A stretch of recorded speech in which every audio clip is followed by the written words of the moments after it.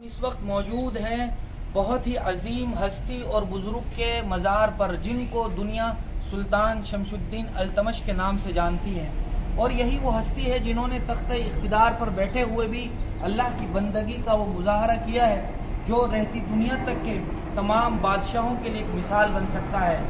یاد ہوگا کہ جب قطب الدین بختیار کاکی کا انتقال ہوا تو انہوں نے کہا کہ میرے شیخ کی یہ وصیت تھی کہ میرا جنازہ وہ آدمی پڑھائے گا جس کی کبھی تہجد کی نماز قضا نہ ہوئی ہو، اسی طرح اس کی اثر کی سنتیں کبھی قضا نہ ہوئی ہو، اور اس نے کبھی غیر محرم کو نہ دیکھا ہو۔ پورے مجمع پر سناٹا طاری تھا،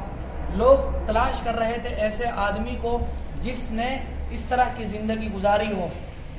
پورے مجمع میں سے کوئی آدمی نکل کر جب نہیں آیا تو اخیر میں سلطان شمس الدین التمش ہی نکل کر آئے، اور انہوں نے لوگوں کے سامنے یہ بات کہی کہ میں ان تمام صفات سے متصف ہوں، میری کبھی تہجد کی نماز بھی قضا نہیں ہوئی اور نہ ہی میری عصر کی سنتیں قضا ہوئی ہیں۔ پھر بعد میں انہوں نے نماز پڑھائی۔ آج ہم انہی کے مزار پر موجود ہیں۔